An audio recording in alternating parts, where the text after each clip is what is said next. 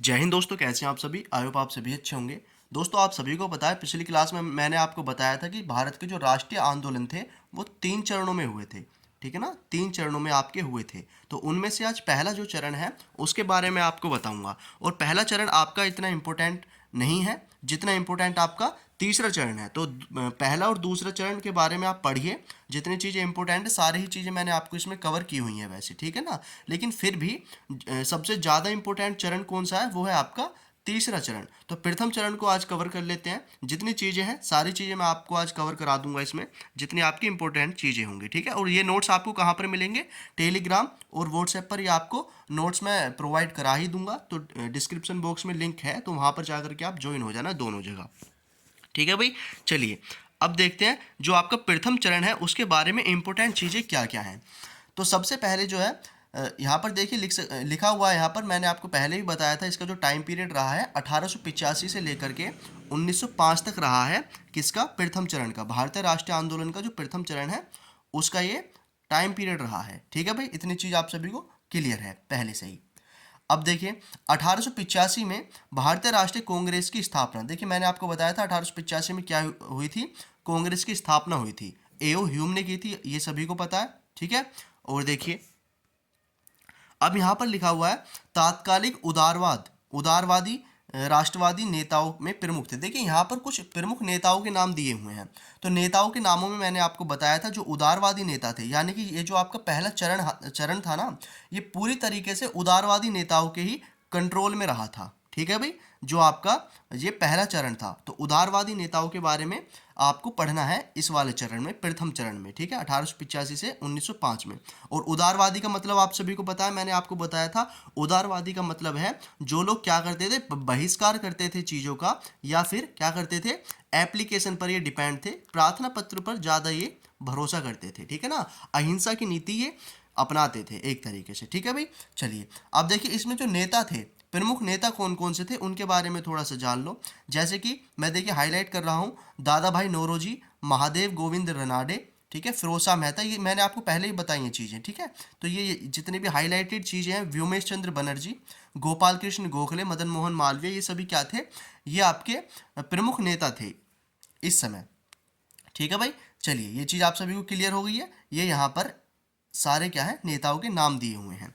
और चलिए अब देखिए अब क्या है, यहाँ पर क्या है, ये जो टाइम पीरियड रहा था कौन सा, 1885 से लेकर के 1905 का जो टाइम पीरियड था, इसको क्या नाम दिया गया, इसको नाम दिया गया था उदारवादी राष्ट्रीयता का काल। यानी कि उदारवादी नेताओं को यहाँ पर लीडरशिप रही थी, उदारवादी नेताओं की अहिंसा की नीति यहाँ पर अपनाई गई थी बहुत ज़्यादा, ठीक है ना। गांधी जी से भी पहले का टाइम है ये भी आप सभी को पता होना चाहिए, ठीक है ना। गांधी जी से भी पहले का टाइम है। तो गांधी जी तो दूसरे में थोड़े से एक्टिव थे, लेकिन जो तीसरा चरण था उसमें ज़्यादा एक्टिव रहे हैं। चलिए अब देखिए और चीज़ें मैं आपको बताता हूँ, जितनी भी इंपॉर्टेंट चीज़ें इसके बारे में सारी चीज़ें कवर कर लेंगे। यहाँ पर देखिए कांग्रेस एक्टिव थी, कांग्रेस की स्थापना हुई थी 1885 में। तो वो अपना क्या करती है, कुछ जो भी उसके काम हैं उनको वो थोड़ा सा आगे बढ़ाने की कोशिश करती है। अब देखिए कांग्रेस की मांगे क्या क्या थी। कांग्रेस की स्थापना हुई थी, स्थापना किसी रीजन से तो हुई होगी कि कांग्रेस की स्थापना का कारण यही था कि भारत को आज़ादी दिलाई जाए, या भारत में जितनी भी अंग्रेजी हुकूमत, जो भी अंग्रेजी शासन है उसके द्वारा कुछ गलत चीज़ें की जा रही थी भारत में, तो वो सारी चीज़ें हटाने के लिए ही कांग्रेस का निर्माण किया गया था, कांग्रेस का गठन किया गया था, ठीक है भाई। ये चीज़ आपको क्लियर है। अब देखिए यहाँ पर है कांग्रेस की मांगे क्या क्या थी। तो मांगे भी बहुत सारी थी कांग्रेस की, ठीक है ना। क्या क्या मांगे किससे करते थे, अंग्रेजों से करते थे, क्योंकि क्या था, ब्रिटिश शासन था इस समय भारत में, ब्रिटिश शासन पूरी तरीके से भारत में लागू है। अब देखिए यहाँ पर क्या है, इस समय कांग्रेस पर समृद्धशाली मध्यम वर्गीय बुद्धिजीवियों, जिनमें वकील, डॉक्टर, ये सभी क्या थे, साहित्यकार जो थे, सभी लोग शामिल थे, ठीक है ना। कांग्रेस में सभी लोग शामिल थे, हर तरीके का इंसान कांग्रेस में शामिल था, कांग्रेस का सदस्य था। चाहे वो वकील है, चाहे वो डॉक्टर है, चाहे वो इंजीनियर है, चाहे वो पत्रकार है, या कोई साहित्यकार है, ठीक है, सभी लोग थे। ये चीज़ आपको क्लियर है। अब देखिए यहाँ पर क्या करते थे, ये जो लोग थे ये अंग्रेजों को अपना शत्रु नहीं मित्र मानते थे। ये थोड़ी सी इंपॉर्टेंट लाइन यहाँ पर मैं हाईलाइट कर देता हूँ इसको। ये लोग क्या करते थे, इनका काम था कि अंग्रेजों से मित्रता पूर्वक ये काम निकाला जाए, ठीक है ना। ये नहीं चाहते थे कि अंग्रेजों को मारा जाए या हिंसा की जाए, ठीक है, ऐसा इनका कोई इरादा नहीं था। ये क्या समझते थे, अंग्रेजों को अपना शत्रु नहीं मानते थे, ठीक है ना, मित्रता के भाव से ही अपना काम निकलवाना चाहते थे। ठीक है, ये चीज़ आपको क्लियर हो गई होगी, ये थोड़ा सा हाईलाइटेड पॉइंट है। ये लोग मित्र नहीं, शत्रु नहीं, मित्र मानते थे अंग्रेजों को। ठीक है, ये नेता प्रार्थना पत्रों, देखो यहाँ पर वही चीज़ आ चुकी है कि ये नेता क्या करते थे ज़्यादा, प्रार्थना पत्र यानी कि एप्लीकेशन वगैरह इन सभी पर क्या थे, डिपेंड थे। एप्लीकेशन देते थे ब्रिटिश सरकार को, ताकि वो इनके जो मांगे हैं उन्हें पूरी कर सके। ठीक है, चलिए ये चीज़ आपको क्लियर हुई। अब देखिए, इनमें से भी कुछ प्रमुख मांगे जो थी, वो मांगे हैं थोड़ी सी हाईलाइटेड है यहाँ पर, जैसे कि विधान परिषदों का विस्तार किया जाए, ठीक है, परीक्षा की न्यूनतम आयु में वृद्धि की जाए, ठीक है, ये न्यूनतम आयु में वृद्धि करवाई गई, परीक्षा का भारत और इंग्लैंड में आयोजन होना। ठीक है ना, पहले क्या होता था, भारत में परीक्षाएं नहीं होती थी सिविल सर्विसेज की, ये सब आप सभी को पता है, मैंने पहले भी बताया था कि जितनी भी सिविल सर्विसेज होती थी अंग्रेजी शासन में, वो पहले इंग्लैंड में ही होती थी। तो इन्होंने क्या कहा कि भाई भारत और इंग्लैंड दोनों में कराओ ये परीक्षाएं, क्योंकि भारत के सभी लोग इंग्लैंड जा करके परीक्षा नहीं दे पाएंगे। ठीक है, ये चीज़ आप सभी को क्लियर है। और क्या था, अधिक भर्ती निकाली जाए, ठीक है, अधिक भर्ती निकाली जाए, वैकेंसीज की भी मांग थी। और देखिए, वॉइसरॉय तथा गवर्नर की कार्यकारिणी में भारतीयों को अधिक प्रतिनिधित्व दिया जाए। यहाँ पर क्या होता था, जो अंग्रेजी लोग थे, ठीक है ना, जो ब्रिटिश लोग थे, उन्हीं को वॉइसरॉय या गवर्नर की उपाधि दी जाती थी। यानी कि वॉइसरॉय या गवर्नर का पद जो था, वो सिर्फ अंग्रेजी इंसान ही बन सकता था। ठीक है, तो ये जो कांग्रेस थी, इसकी एक मांग ये भी थी कि भाई भारतीयों को भी इसमें थोड़ा सा अग्रसर करिए, भारतीयों को भी मौका दीजिए। ठीक है, ये चीज़ क्लियर है।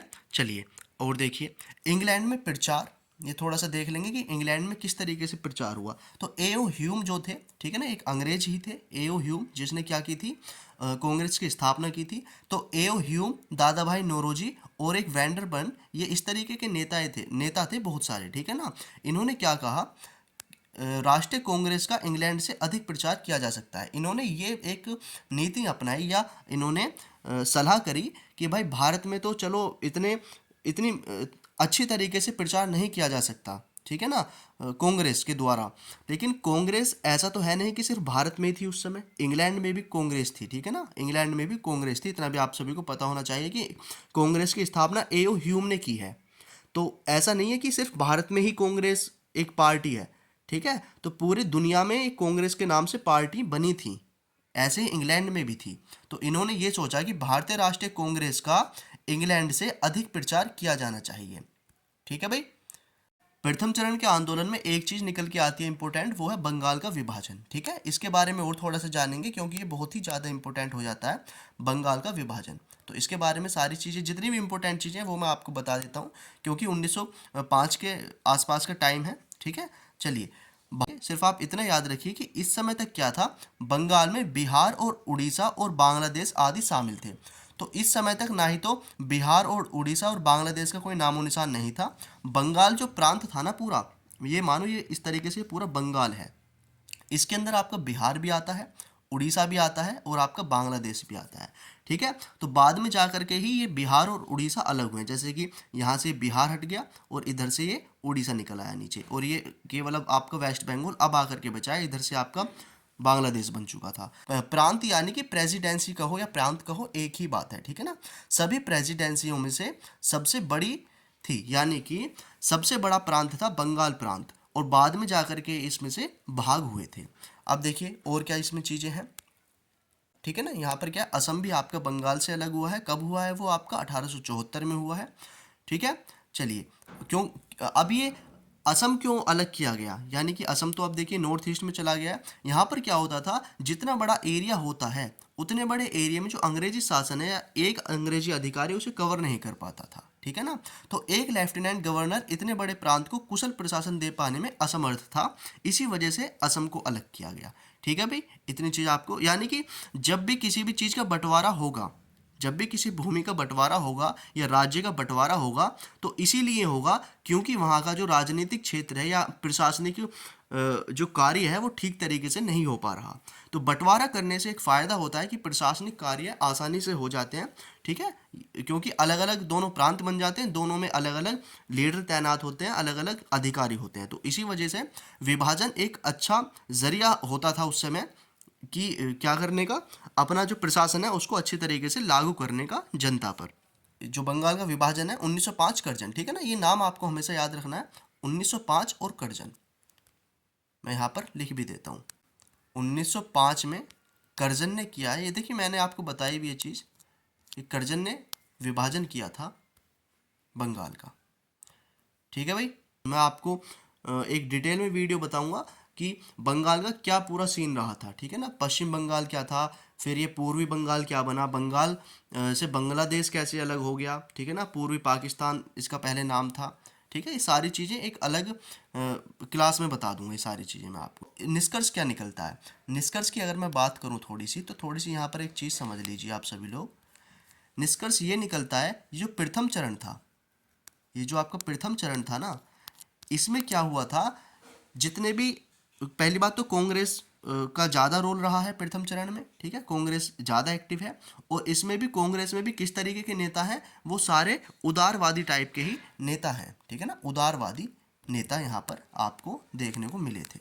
यानी कि उदारवादी का क्या मतलब है, जो लोग क्या करते थे, एप्लीकेशन के माध्यम से ही अपनी बातें ब्रिटिश सरकार तक पहुंचाते थे, ये हिंसा में विश्वास नहीं रखते थे। ठीक है भाई, तो ये पीडीएफ आपको देखो कहाँ पर, मैं टेलीग्राम पर शेयर कर दूंगा, व्हाट्सएप पर शेयर कर दूंगा, और जितनी चीज़ें हाईलाइट की हैं मैंने वो थोड़ी सी ज़्यादा इंपॉर्टेंट हैं, तो उनको थोड़ा ज़्यादा देख लेंगे। ठीक है, चलिए, थैंक यू सो मच भाई। छोटी सी क्लास है क्योंकि छोटा सा टॉपिक है। अब जो ये आपका क्या था, प्रथम चरण था, ऐसे ही मैं द्वितीय चरण जो है, दूसरा चरण जो है आंदोलन का, उसके बारे में जो इंपॉर्टेंट चीज़ें होंगी वो आपको बता दूंगा।